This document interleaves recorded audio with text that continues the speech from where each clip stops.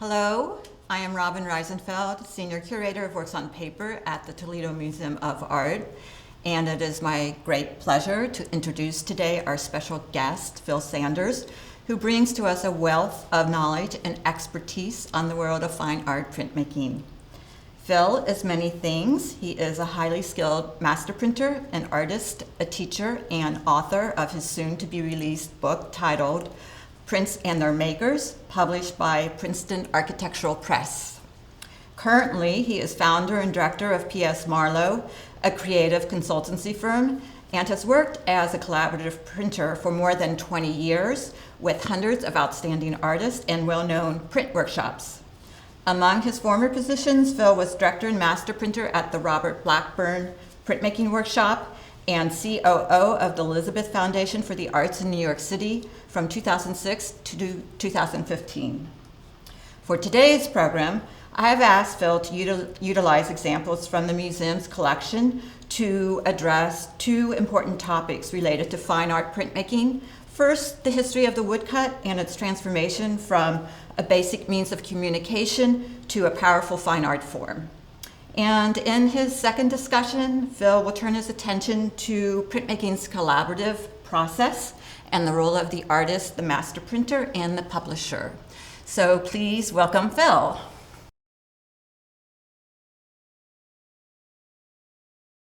So one of the more interesting things for me as a master printer when I get to come to a museum is the opportunity to see works of art that you may only get to see in a book or very rarely in an exhibition when it comes out. If you are fortunate enough to be able to travel to see that exhibition. For me, one of the exciting things about coming here to Toledo was the extensive collection, not only of just of old masterworks, Albrecht Durer and Rembrandt, but how that extends into contemporary work and the conversation that can be had from the back room of the museum.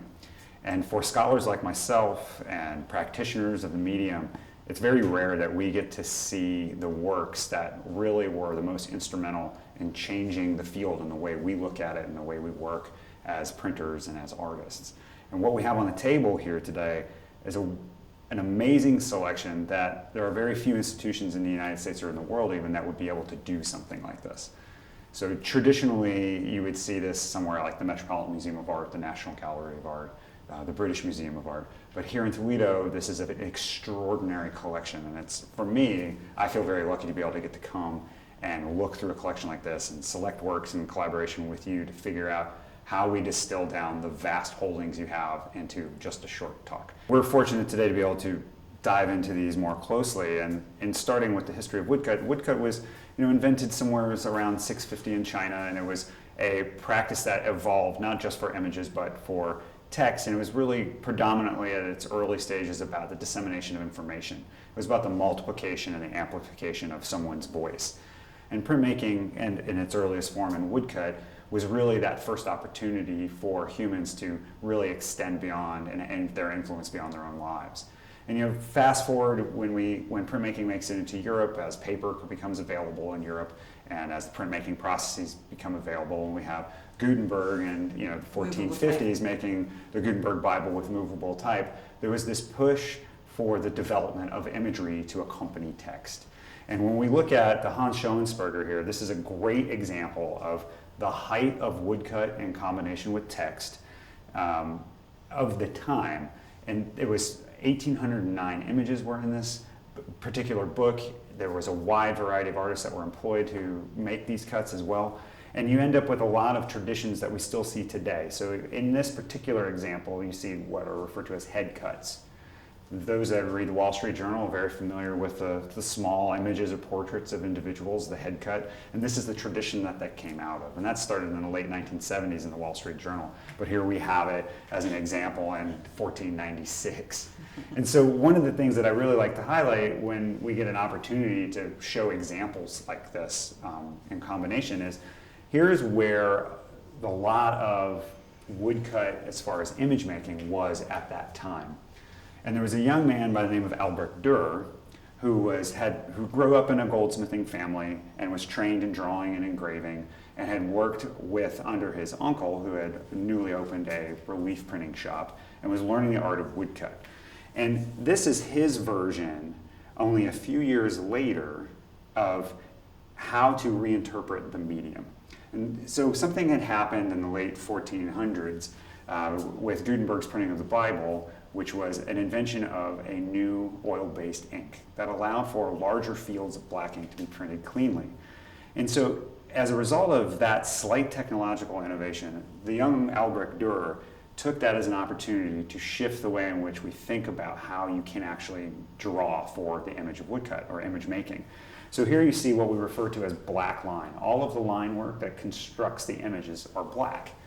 And when we move over into, say, Durer's work here, he's added in a white line, meaning a black field that uses the detail elements that are made in white lines.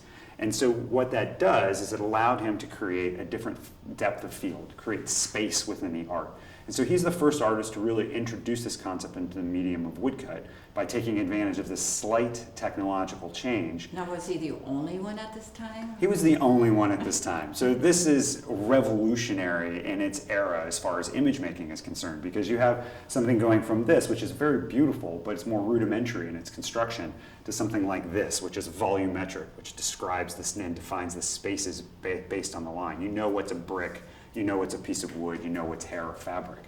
And this fundamentally changed the way artists really looked at the medium of woodcut and also at printmaking as a whole as far as the purpose of image making.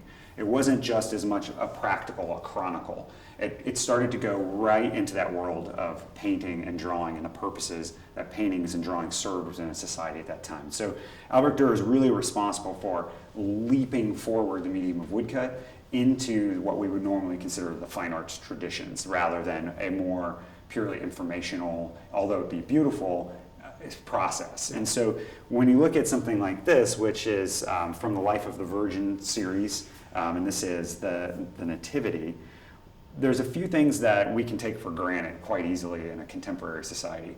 One of them is the use of perspective and how that building looks like it should be there and in space. And the other is that this is actually more of a contemporary representation of life in Durer's time. So he's not depicting time and the birth of Christ's time in Bethlehem. He's actually using more of a German landscape. And when you're looking really like in areas like here, where you see the buildings with windows and the way these chimneys work and the masonry construction, he's depicting scenes from the Bible within his own era. And what's really important about that is when we think about when this was done, which was in about 1503, 1504, which predates Martin Luther's nailing of the 95 Theses in 1517. So he was reinterpreting the Bible in more contemporary terms and more colloquial German vernacular terms long before that was necessarily allowable within that society. Germany didn't become Protestant until 1524. And so one of the things we take for granted in looking back is we miss out on some of those date ranges. So not only was he pushing the medium from a practical, technical perspective to achieve his own artistic goals, he was also really thrusting the medium forward and the art form forward as some form of a social commentary by placing things within his own time that were historical and at that time very political and very sensitive topics. And so for us as a contemporary audience, we can kind of lose sight of just what courage it took for him as an artist to make these steps. And these are things that we'll see again and again and again throughout works from the collection that we've selected, or artists being courageous in their endeavors, not just from a technical perspective, but from an artistic perspective. And it's one of the few things and places that you can do in a museum that you can't really do somewhere else. And so in moving kind of forward through Durer, this print here out of the Life of the Virgin, this is the Exile, really is a great example of how he drew from written texts, other people's imagery, to find his own visual language to create a botanical menagerie, an array here that would not be plant life or plant matter that you would find in Nuremberg in the early 1500s in northern Germany.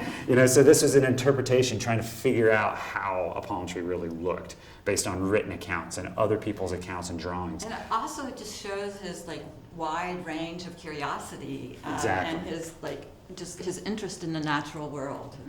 and his interest in how to engage us in that. And he's very lyrical in the way in which he moves you through the picture plane. And what made it possible was his use of white and black line. And as you investigate the work closer, you start to see the black line usage here, and as we get into the dense foliage, we start to see the white line. And it's in places like here under the bridge, the shift between white and black line is what creates that water going under the bridge. It's what makes it feel as though it is there. And this is something from a composition and drawing perspective that he drew from the Italian Renaissance. Yes. You know, in his trips to Italy, Yes.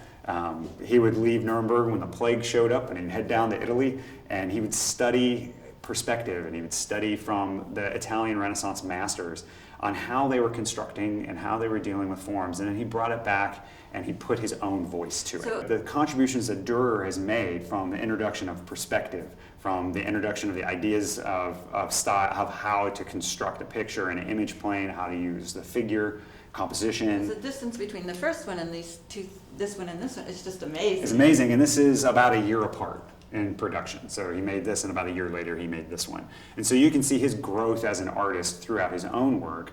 And in comparison to what was going on at the time when he was first getting going, this is worlds away. So his influence is hard to understate. And the reason we know his influence was so great is that his work was in multiple. It's not like he did a drawing that you had to travel great distance to see. This was done in an edition. There were many, many copies of this made, and they were disseminated. They were intended to be sold and intended to be spread. So the work that he was doing had great influence quickly at a time when information was spreading more quickly, printing was becoming more commonplace, and so these images showed up all over Northern Europe. Correct me if I'm wrong, he became known first for his printmaking and before his painting. Much so, and he still today is known much more for his printmaking rather than his painting. Mm-hmm. And most people don't know that he's considered the inventor of contemporary watercolor and the approach to that, and how to hand color prints. And there's a fine example of a hand colored Durr within this collection, which is extraordinarily rare. And when you think about all of the contributions that Durr made, it's hard to believe that it didn't exist before him, that this one person could be this storehouse for all this creative explosion. So you put him in a category of artists like Michelangelo, mm-hmm. who made so many contributions in so many areas. And so for me as a printmaker and a printer, I use artworks to help teach artists how to look at a medium and how to work in a medium. And Durr is an artist that so many people have looked to throughout the history of art because there's so much to find. You can get lost just in this section right here, and you can see hundreds of artists working in abstraction who have just really taken from that. And there are many contemporary artists who have stepped back because this was a point of departure, mm-hmm. where the world really changed. There was so much changing in the world, and this artist really encapsulated that drive to be part of that change, and how the arts are really drivers of it as well. Because when we look at this, it's not just beautiful imagery, it's a complete change in how you look at your world and how the world is represented back to you. We take a lot for granted with photography and how we can have that reflected back at us. But at a time when it was the images of artists who were the ones who were only capable of reflecting that world back in a way that you could pause for a moment and think. When he came up with a way to work in this format for a woodcut, the cost of the prints were much lower because they were woodcuts rather than engravings, where materials were much more expensive.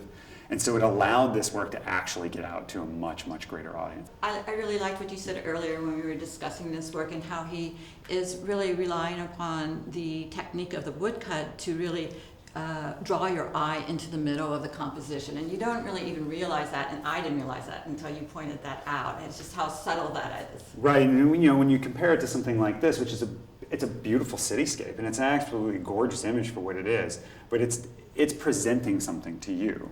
And its space is separate than your space as a viewer. Whereas Durer is saying, I'm bringing you into my world. Mm-hmm. I'm making it possible for you to enter this space. And it's a real treat to be invited in that way. And I think Durer was one of the few artists who really understood the role of the viewer at this time and really had a great respect for that. And he felt that I need to do this work in this way to bring you into mm-hmm. this work. He gives you a lot.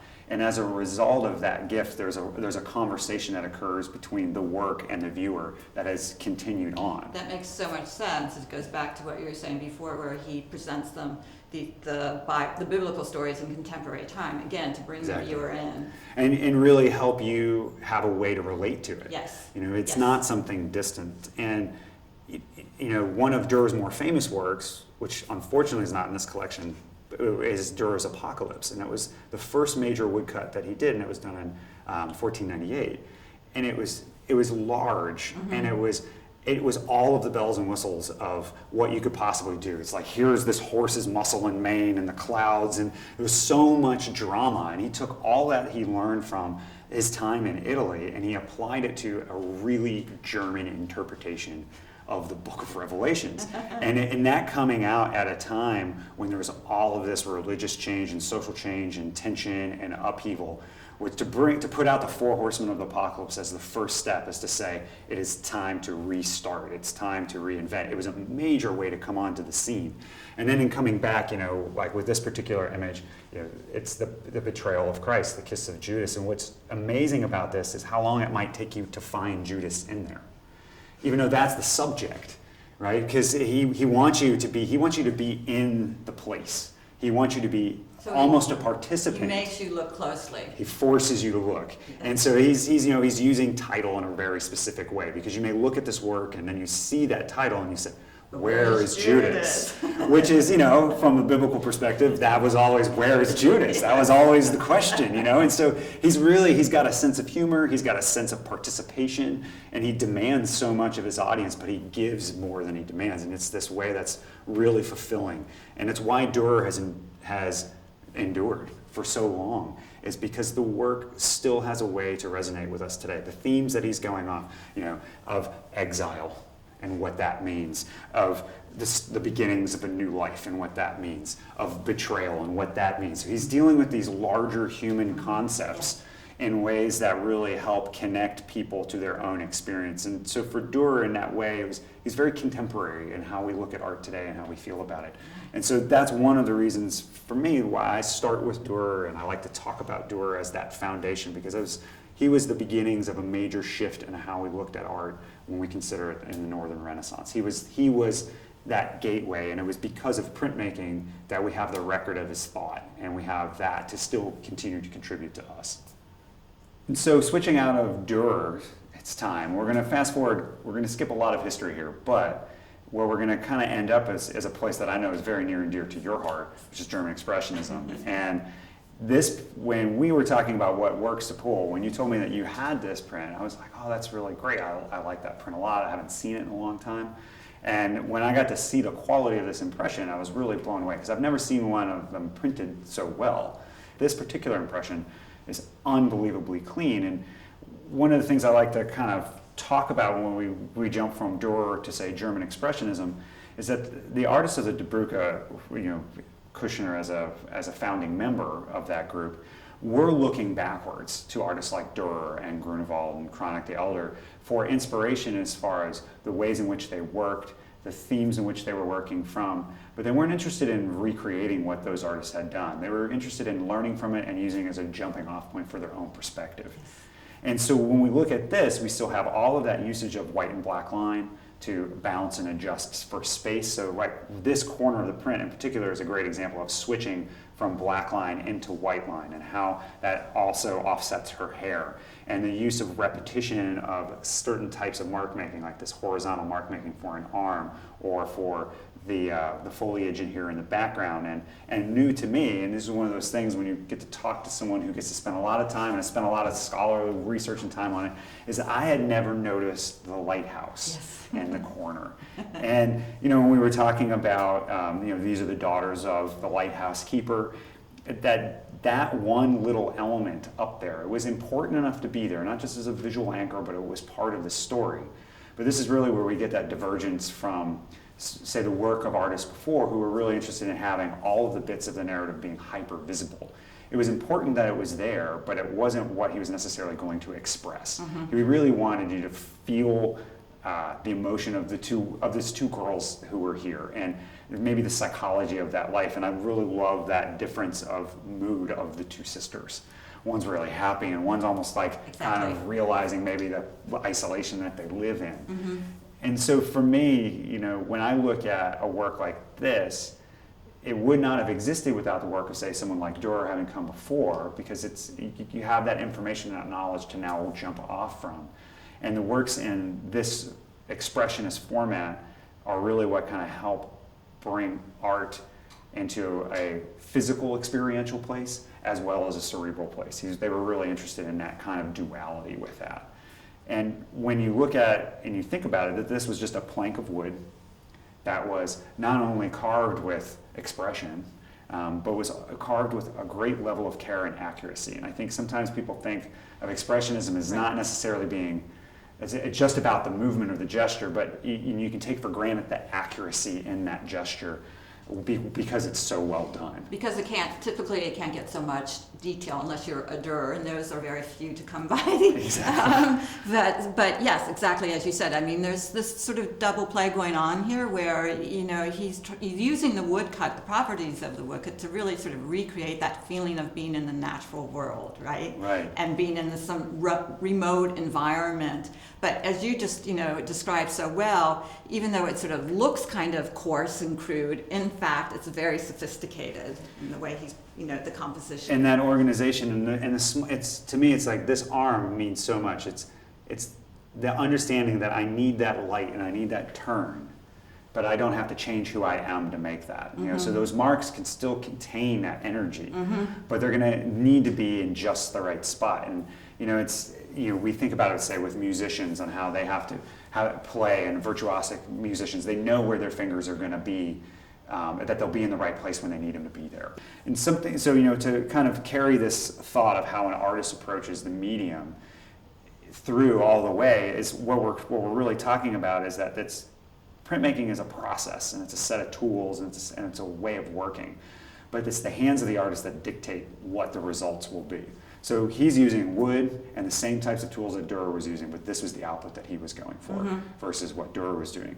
And the artists, the De Bruyck artists, were also pioneering, experimenting with other materials that they could do relief printing on or carving away on, which leads us into this print by Elizabeth Catlett, because they were using linoleum quite a lot. And here we have a wonderful example of a carved linoleum block.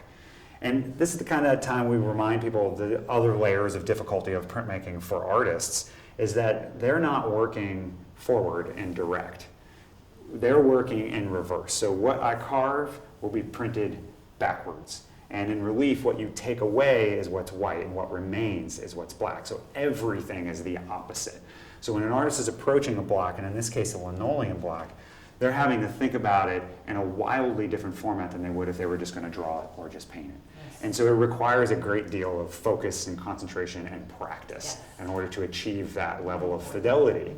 And so, when we kind of get to the Elizabeth Catlett and we're dealing with social realism and African American and Black social realism, what we're seeing here is something that's it plays with the tradition of kind of detail and representation of Durer, but it also has a lot of that freedom of German Expressionism. And so artists are looking back on a longer history, and in printmaking we refer to that as an additive toolbox. We have all of what's come before us, so those tools just keep getting added in. We don't really throw anything away. And so when you're needing a source to look at, to find something that provides inspiration for you, to help you execute your voice in the way that you need to, we have a lot to look back on. And so, when we go through a progression like this, which we can really only do in a museum, we get to see some of those traits. So Elizabeth Catlett went to graduate school at the University of Iowa, and she worked with Grant Wood, who is famous for social realism, and he really encouraged her to draw from her own life and her own experiences and use the medium of printmaking to really multiply and amplify her voice. And so it was there that she really took up that mantle and really embraced it and became a lifelong printmaker. I mean, relief printing and lithography were the two mediums of choice that she used for most of her two-dimensional imagery. And in this particular case, what I love about this work is that it's a portrait of Sojourner Truth, done in 1949. And so what you have is an African-American woman who's in an all-white school in the Midwest, who's really starting to recall a time in a transition in American history, where Sojourner Truth, she took the name as she was inspired to speak the truth. And that was, the story of her life as Sojourner Truth, as a slave who had to flee, and her freedom was purchased for her. and became a leading member of the abolitionist movement. For Elizabeth Catlett to pick up that mantle in 1949 and to remind people of the value of standing up and of speaking of truth in 1949, and not only just for African Americans, but also for women.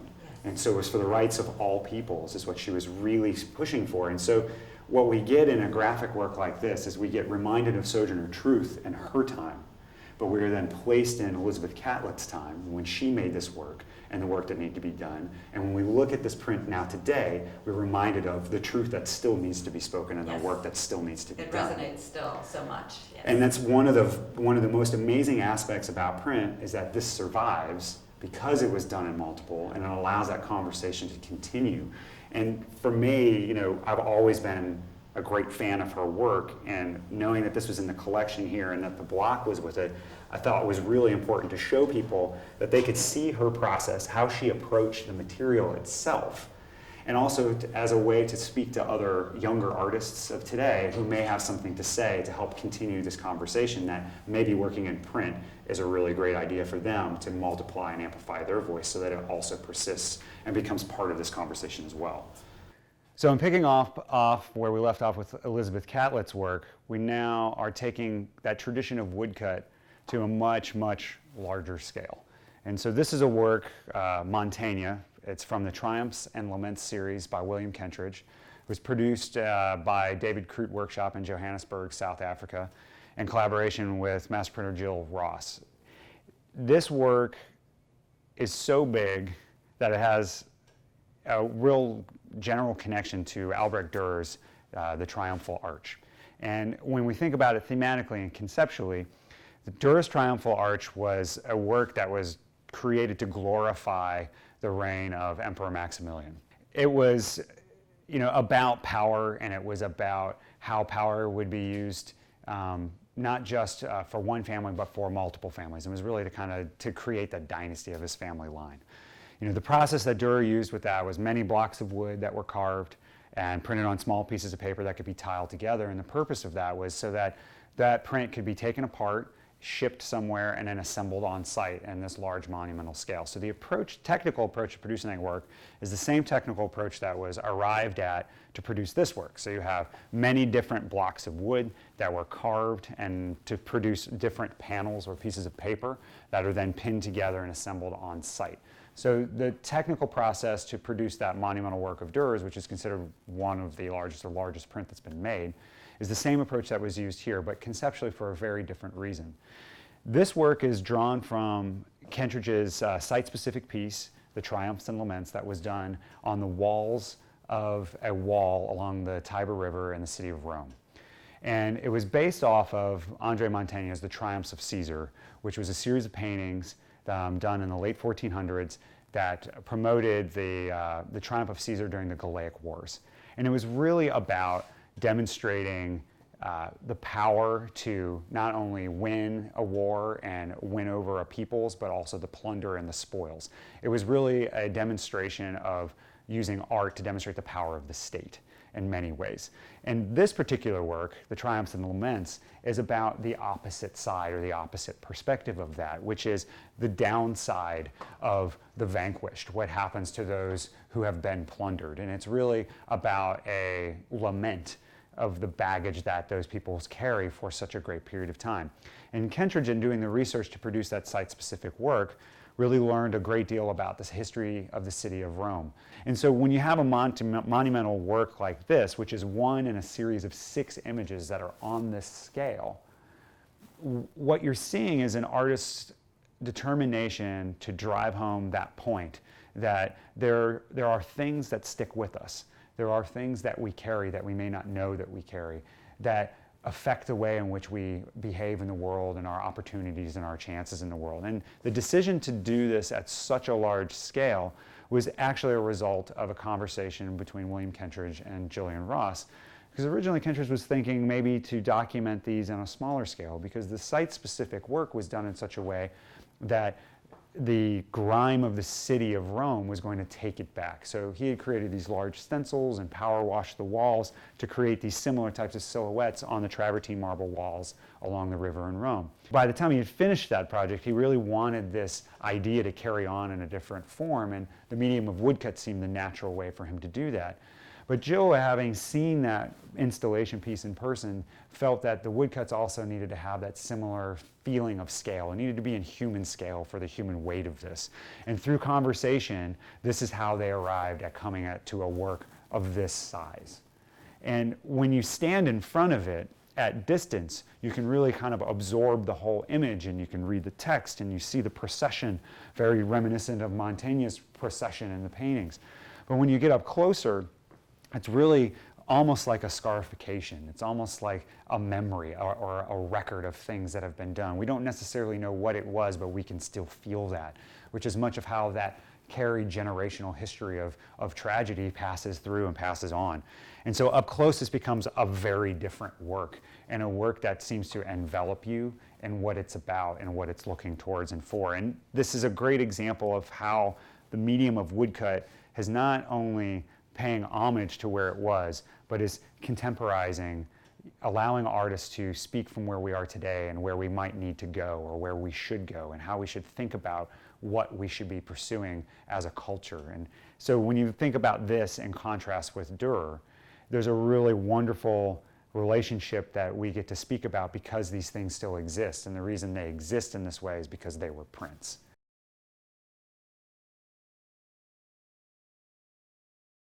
We've been really focused in the world of black and white woodcut with Durer and German Expressionism. And so here, color was happening too. The color came, in the beginning of the invention of printmaking.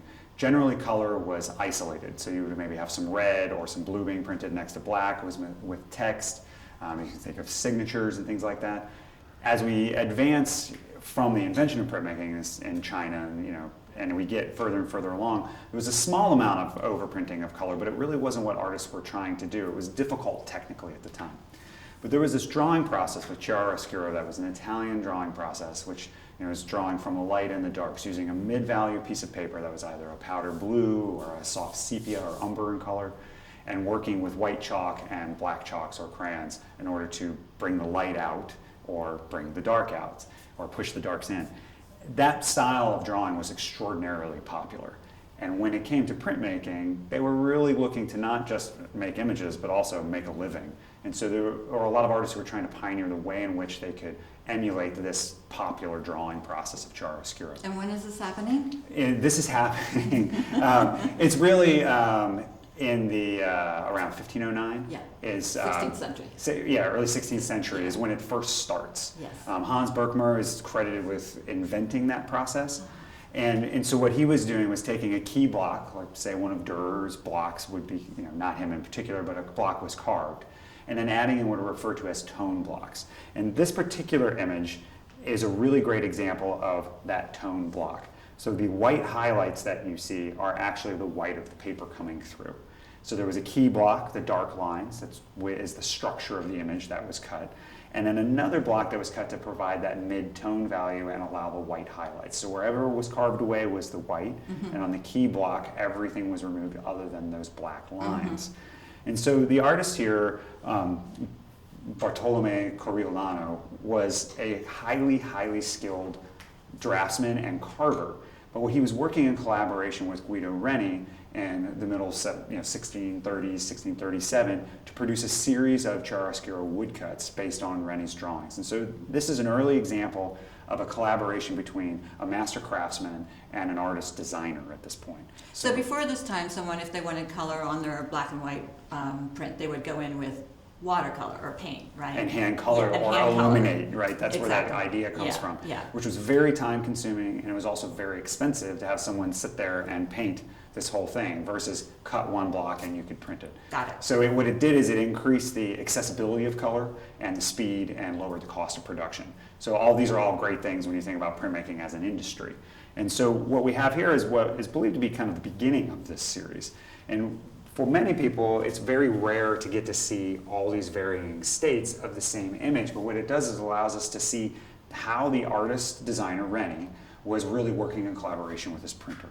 And so you have this wonderful example of this beautiful tone plate being made here for just the dark values of the tree, the background value here, as well as the key block. And when you come into this next image, it was allowing the artist to have a little bit of both worlds of the chiaroscuro world, the powder blue paper or that more umber paper, the warmer tone papers. So it was like, maybe we can have a little bit of both of those papers, kind of hit both markets, so to speak.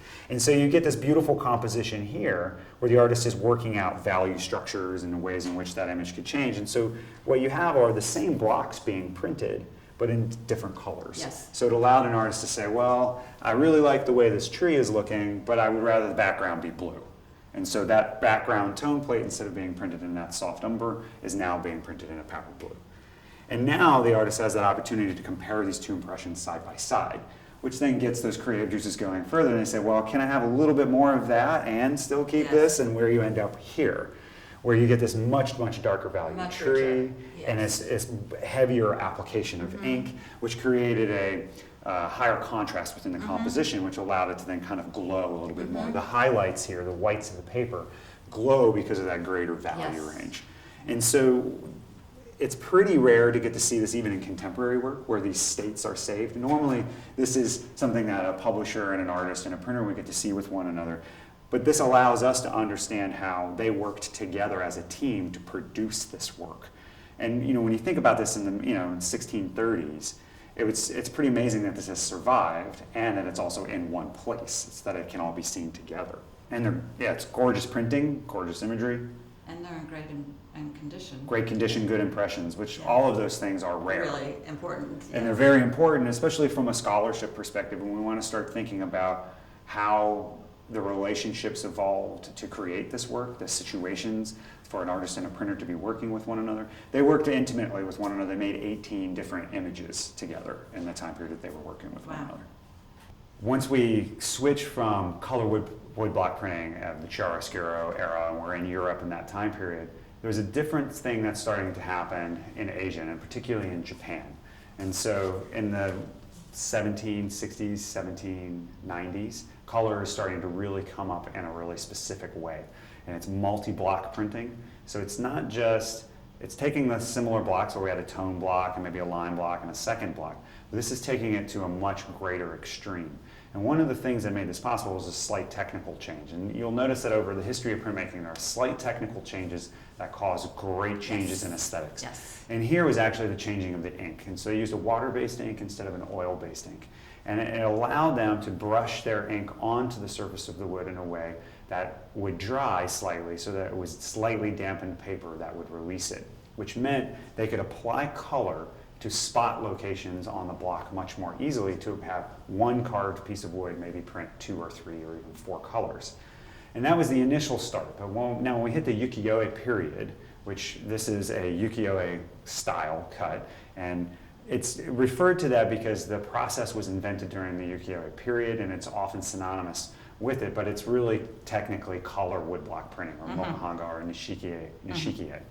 But today, a lot of people use ukiyo-e as an interchangeable term, and it's just good for people to know that it refers to a process, not just a period. And so what we're looking at here is an image by Hokusai, which is probably one of the most famous printed images, especially ukiyo-e images, of all time, which is the Great Wave. And this is from a suite of 36 images, of 36 views of Mount Fuji that he did when he was about 70 years of age in his life, in 1830 to about 1832. It took about 2 years to do those images. And what you're seeing here is a multi-block, so many pieces of wood were carved, and the inks were applied via brushes and then printed slowly off by hand. So each one of these impressions had several blocks that were inked with different colors and printed by hand. And one of the beautiful aspects about ukiyo-e is that at times that gesture or mark is present. And what you have here is a particularly well-printed lifetime impression of this image. And why I want to bring up the lifetime impression aspect of it is that a lot of these blocks survive the artist, and subsequent publishers pick those works up and continue to print these works after the artist has passed. And this is one of those examples. This particular image is still being produced and today, but it's not of the same level of quality. The blocks have broken down. They're degraded. And they've degraded, and the reason is the demand is so high for the image. But what you have is one that was printed during his lifetime, and you get to see a little bit more of the intention of the artist carrying through, especially with the way the process allows for a little bit of gesture and a little bit of movement with the application of the ink, which is really evident in this section here when you look at the gray. So subtle but beautiful. Exactly. This gray tone was applied with a brush and then pulled gently up and through to allow some areas that were carved away on the tone block behind to push and pull through space, to give that sense of mist or fog moving in. And one of the aspects of this image and that would be all lost in a later impression. In a later impression, you wouldn't see that at all. Yeah. And you may not have had the artist's direction at that point on how high to bring it up, and so there are impressions where it doesn't come up very far. But this was done the exact way the artist had wanted it, which is a great way to kind of talk about the development of the way a lot of these prints were originally produced and are still produced today, which was a four-person relationship. There was the artist designer, who really either created the template and the intention for the work. There was the person who carved the block, which was a master carver. And there was the person who printed the block, who was a master printer, not just applying the ink exactly in very specific ways, but also transferring it to paper. And then the publisher, who paid all of these people to work together and then disseminated those works. Another interesting note is how prints, being paper and easily transferable and able to spread around the world, influenced one another.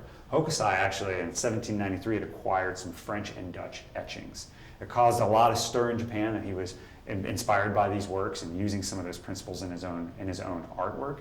But he was taking that concept of that Dutch landscape and French landscape printmaking and applying it to ukiyo-e, which was originally a portrait-based tradition. And so he's the one who evolved the process and the concept of, in that period, to go into landscape, to go into images of animals or botanical images in and of themselves.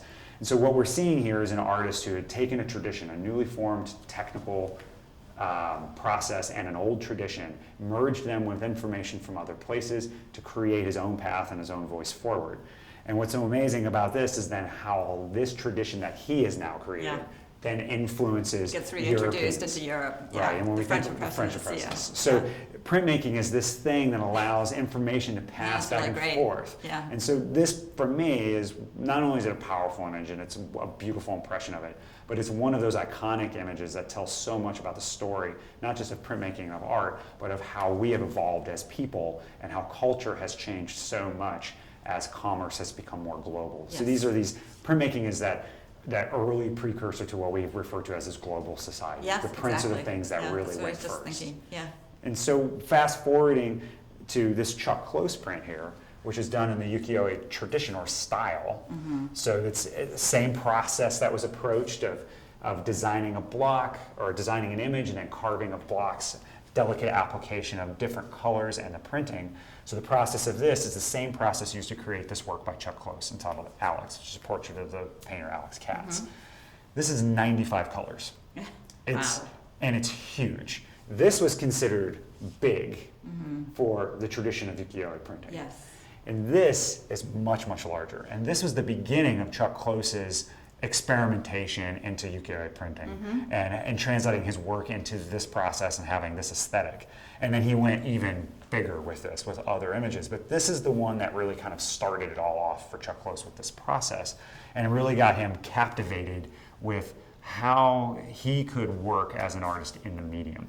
And from a distance, this is almost photographic. But as you get up closer and closer and closer, you really start to see all of the gestures and the movements and the construction. One of my favorite aspects about this print is actually the grid was printed. So he gridded out the photograph that he was working from when he was originally designing and drawing this so that he could figure out those parts of the composition so that as you backed up, it was an old way of being able to blow up an image from something small to billboard scale. And so what's nice is he's actually left that constructive device in. And you don't really notice that until you get up close. And then you start to see that what you thought was maybe a single color ring is now 3 or 4 colors, or a 5th color that cuts through. And you start to notice different gestures and shapes as it creates this composition. So it becomes less about the subject matter and more about the composition and the process of making it. Process of making it, the gesture of the mark, and the artist's hand. And the mark. Right. And, Yeah. and so it's a wonderful way to kind of talk about woodcut and printmaking, because there's a lot of the up close of this has a resonance to German Expressionism and that directness and that capture of that feeling and that movement, but it's connected to a very specific Japanese tradition. Yes. And so when we talk about that additive toolbox of printmaking technology that artists have to draw from, this is a great example of drawing from many traditions within just woodcut alone and many cultural traditions to produce the work And for so this when did he artist. make this? This was in 1991. Wow. Yeah. So when you think 1991, 1830. 30. Right. And together they hold up not only as images of themselves, but have a wonderful conversation between the two of them as we're really talking about color in the medium of woodcut. So in keeping in this theme of color, one of the things that's a part of that tradition of building off of what came before is when you think of the chiaroscuro woodcuts as being separate blocks, but they're all building up a single image. And then you switch into, say, ukiyo-e printing, where you have separate blocks that have now spots of different colors on a single block, still building a single image. And that's under that same structure. When you get to things like Helen Frankenthaler's image here, what you have now are separate pieces of wood that are being locked together to form the one image. So there's no what we would call key plate or key block that defines the shape. It's actually the combination of the blocks together themselves that now create the image, which artists like Munch, she was inspired by when Tanya Grossman at Universal Limited Art Editions, who was the publisher of this work, had encouraged Helen Frankenthaler to look into woodcut as maybe something that she would be interested in, because she had been doing a series of lithographs with the publisher. She started carving some blocks and really did not like the static nature of that work. She, as an abstract painter, was used to manipulating and moving things around and making change, and which is the exact way that she had begun working in the lithographic process when she started her first lithographs with the master printer Robert Blackburn. Yeah. And what you had was the sheet of mahogany veneered plywood Yeah. that she cut up with a jigsaw to kind of form her composition, and then started selecting color. And in collaboration with the printers, was able to find a way to get it printed in such a way that would reduce the gaps made by the blade when it was cutting the piece of wood. And it allowed her to then play with color and structure and balance. Like she does in her painting. Exactly like she does in her painting. So what this did is it helped her connect her creative process in yet another medium, so that she didn't have to change artistically. The process could evolve and adapt to her. And I think that's really one of the important aspects about collaborative printmaking, is that the process can be bent to the artist's will. They're inspired by, but they take it in their own direction. So when you think about that as being separate blocks of wood that are locked up and being very much about wood, the grain showing and is very present, this handmade paper. You know, and this one touch here, the orange, is a hand application of acrylic paint. And so there's, two versions of this, and this is the one where she went back in and made those slight alterations for herself to kind of tighten up that image. So this is a particularly wonderful example of that, especially with that little touch from her. But now taking that idea of these piece blocks that get locked together, independently inked and treated, towards this Polly Applebaum work, which was done at Durham Press in collaboration with mass printer Jean-Pierre Russell. So what year again is the This is Frankenthaler? 1973 Okay. to 74. Okay. And this is 2017. Now. It's right now. So it's a similar concept of taking different parts of blocks and putting them together. And these were all wood blocks. But basing it off of a design or a structure. So think about the ukiyo-e prints. You had a base concept and design that really was format. That she had basic block shapes and patterns that she was interested in using, but the composition itself didn't need to remain static. Because all of these parts could be moved, no two prints out of this series are the same. Not just in coloration, and we'll talk about that in a second, but based on how she actually organized the blocks. So she could take these 3 blocks and transition them differently and move parts and pieces around. So imagine having a frame and lots of different parts and pieces that you could place inside that frame to then print. And so the thing to really point out is that each one of these shapes is an independent piece of wood, a small block of wood that's been cut. All of the color you see has been delicately applied with a brayer. Think about it as like a rolling pin with a handle on it that has ink and blending of color across each one. So each one of these has to be hand inked based on the color that the artist is wanting, and then also assembled and to be printed in one single pass. So no two, these are all unique. She wasn't really interested in using the same colors, but she was interested in how the same blocks and the same concept could be varied. And this really fits in that tradition of theme and variations, you know, which is known in music, you know, especially in the 16th century is really when that kind of first came into its being of published musical works. And we think of people like Beethoven or Mozart, how they have the concept of theme and variations. And so in the arts, there are a lot of other artists who have done that as well. Andy Warhol's very famous for it, Joseph Albers, Jasper Johns, and Polly Applebaum with her work, that idea to take something all the way through many, many derivations so that we learn more about it as we start to alter it, whether it be color or placement. And so for me, when I look at a work like this, in and of itself it is amazing, but to then see it in context with others, of which you have more of her work from this series in the collection here, it allows it to tell an even greater story of that work. From a technical perspective, it's an amazing printing feat to produce this work, because you get one chance to get it right. If one person, and of the many people that it takes to actually get all of this prepared for printing, makes a mistake, or a hair falls on it, or a chunk of dust, the entire print is tossed, because it's that blemish that would completely destroy your suspension of disbelief, your ability to just dive right into the work. So when we think about the traditions of woodcut, and we go from black and white to color, and you think of someone like Durer, and connecting that right to Polly's work, we have a consistent thread of material and the medium of relief printing and the usage of wood. We also have a consistent way of applying that to paper and an intention of printing it, but we have all this wild variation based on the hands and the minds of the people involved in the creation.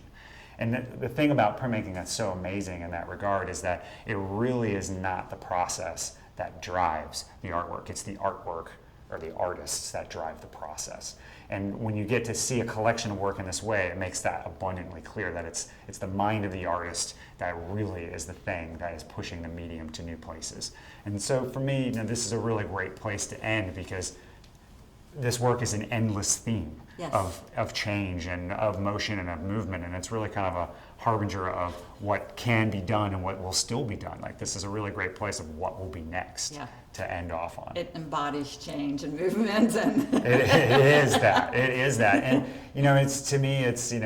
it relates to so much work that has come before it, but it is still so very much of its time, and I can really see how this work will continue to give over time because of your ability to stay with it. So it's a really lucky thing to have in your collection.